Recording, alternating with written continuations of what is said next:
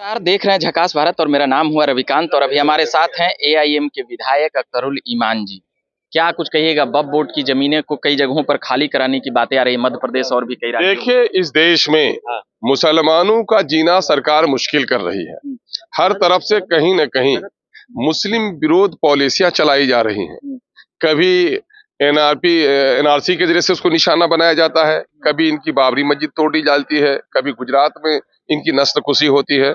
और अब मामला ये है, कभी बेकसूर नौजवानों को जेल के सलाखों में डाला गया है। और अब मामला ये है कि मुसलमानों के पूर्वजों ने जो जमीन सोशल वेलफेयर के लिए दिया था, बेवाओं के लिए, विधवाओं के लिए, अनाथ के लिए, एजुकेशन के लिए, हेल्थ के लिए, समाज के कमजोर व्यक्तियों के मदद के लिए, मुसाफिरों के लिए, अब वो जमीन भी सरकार उस पर डाका डालना चाहती है। और ये कानून सिर्फ वक्फ बोर्ड पर लाया जा रहा है, दूसरी जो अदर संस्थाएं हैं उनकी परिसंपत्तियों पर नहीं लाया जा रहा है। तो इसके माने ये है कि संविधान की धारा 14 जो कहता है कि कानून की नजर में सब बराबर है, इसके माने आप संविधान की का उल्लंघन कर रहे हैं। धारा 29 में हमें अपने इंस्टीट्यूशन खोलने का हक दिया है, आप उसको भी खत्म कर रहे हैं। तो कहीं न कहीं से ये असंवैधानिक है। उसके खिलाफ हमारे जितने भी धार्मिक विद्वान हैं, धार्मिक संस्थाएं हैं, जो हमारे टॉप लीडर्स हैं, वो मशवरा कर रहे हैं। और इस पर हम सड़क में, सदन में और कोर्ट में हर महाज पर लड़ाई लड़ेंगे। हमारे साथ नाइंसाफी।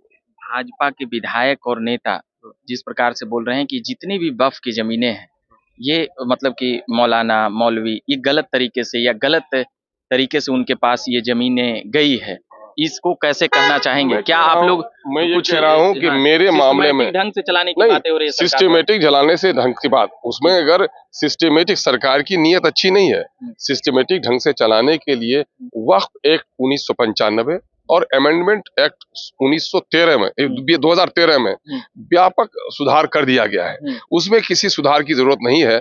अब उसमें 2013 में सरकार को निर्देशित कराया गया था कि 1 साल के अंदर में वक्फ की संपत्तियों का सर्वे करा ले। ये सरकार तो नहीं करा सकी सर्वे।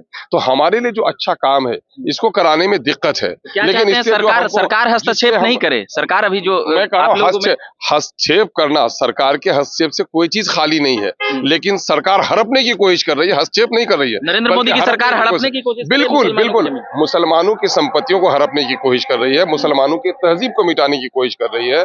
और मुसलमानों को अमली तौर पर तो सेकंड क्लास सिटीजन बना ही दिया गया है, उसको गुलाम बनाने की कोशिश कर रहे हैं। सबका साथ, सबका विकास। ऐसे लोगों के बयान पर बहुत ज्यादा न आपको परेशान होना चाहिए, न मुझको परेशान होना चाहिए। युवाओं को नौकरी कैसे मिलेगी, बीमारों को दवा कैसे मिलेगी, किसानों को फसल की कीमत कैसे मिलेगी, ये मुद्दे हमारे लिए हैं। धार्मिक पर्व त्योहार तो प्रेम के लिए है, सौहार्द के लिए हैं।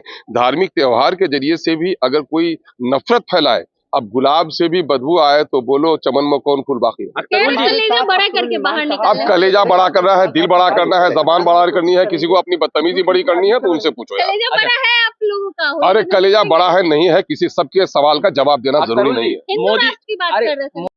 अच्छा चलो ना, उनको अपनी मार्केटिंग करानी है तो कुछ ना कुछ तो ऐसा बोलेंगे। अच्छा, मोदी जी सबका साथ, सबका विकास का बात कर रहे हैं। नहीं, मोदी जी के तो आप लोगों को इससे सहमत हैं या नहीं? नहीं, उनकी बातों पे न जाओ वो क्या कहता है जी। उनके कदमों की तरफ देख के वो किधर जाता है जी। एक आदमी पश्चिम पश्चिम बोलता है, पूरब की ओर जाता है, वो कलकत्ता पहुंचेगा, दिल्ली नहीं पहुंचेगा। उनके शब्दों पे मत जाइए। तो आप जहाने खुशरू में उनकी गुफ्तगू सुनिएगा तो लगता है कि बस मोदी जी का आप सिर्फ कलमा पढ़ना बाकी रह गया है। लेकिन मामला ये है कि वही गुजरात में 2002 में काटे गए, वो मुख्यमंत्री थे उस वक्त, और उस वक्त के अटल बिहारी वाजपेयी जी प्रधानमंत्री ने कहा कि तूने राजधर्म का पालन नहीं किया। ये गुजरात दंगा आप लोग भूले नहीं? यकीन कभी नहीं, मेरी नस्लें कभी नहीं भूलेंगी। न गुजरात दंगा भूल सकते हैं, इंसान खुशियों के लम्हात भूल जाता है, गम को नहीं भुलाता। बार बार नरेंद्र मोदी को समर्थन दिया है। मैं कह रहा हूँ ठीक है, काट की हांडी चलती है, धोखे की हांडी कई बार चल जाती है। लेकिन आप देखेंगे 2014-15 में नरेंद्र मोदी के खिलाफ सुनने के लिए कोई तैयार नहीं था। लेकिन आज जब नौजवान बेरोजगार हो रहे हैं, रुपए की कीमत घटी है, और अंतर्राष्ट्रीय स्तर पर जो हमारी लाचारगी है, अभी जिस तरह से हमारे लोगों को अमेरिका से लाया गया, माय फ्रेंड कर रहे थे जाकर के वहां, मगर दिल्ली में फिर भी जनता समर्थन दे रही है। लेकिन नरेंद्र मोदी के चेहरे हथकड़ी पहना करके देश के नागरिकों को अमेरिका ने यहाँ पर भेजा। कहाँ चला गया माय फ्रेंड? 56 इंच का सीना वाले ने 56 फीट के गड्ढे में देश को डाल दिया है। आप घबराइए मत, आप घबराइए मत, सहन शक्ति लोगों को है, लोग सहन कर रहे हैं। 25 विधानसभा में एआईएम का क्या रणनीति रहेगा, इस पर जरा हम लोग अच्छी रणनीति रहेगी हमारी। कितना सीट फिर से? अब मैं सीटों की तादाद तो जब तक हमारी फाइनल मीटिंग नहीं हो जाती है, हमने 25 जिलों में अपना संगठन तैयार कर लिया है। तो हम 50 सीट पर लड़िएगा आपकी? अब हम 50 सीट पर लड़ेंगे कि 100 सीट पर लड़ेंगे कि 25 सीट पर लड़ेंगे, निर्णय जब तक हमारा नहीं हो। बता रही है आपको, मैं मुझको सर्टिफिकेट की उनसे जरूरत नहीं है। कह रहे हैं मुस्लिम वोट काट लेते हैं, हरवा देते हैं। ये शब्द उन तमाम तर दलालों के हैं जिन लोगों ने मुस्लिम वोट को लेकर मुसलमानों का शोषण किया, ये सब उनके हैं। इसलिए मैं ऐसे लोगों के सवालों का जवाब देना और ऐसे लोगों से मैं सर्टिफिकेट देना नहीं चाहता। तेजस्वी कांग्रेस से नहीं बात करना चाहते? आप भाई ये उनका मसला है भाई, उनके घर में क्या पका है नहीं पका हमको पूछ रहे हो भाई, मैं कैसे जानूं भाई? मैं कैसे जानूं? कई सवालों का जवाब दे रहे थे, उसी के तहत अभी हम बात कर रहे थे।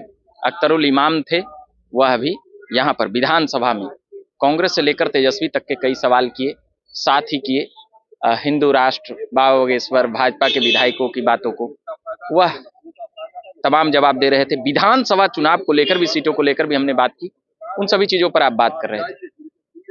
हम लगातार खबरें ला रहे हैं, सुना रहे हैं। सहयोगी के तौर पर हमारे साथ आदित्य जी खड़े हैं। मेरा नाम रविकांत हुआ। आप देखिए झकास भारत। धन्यवाद।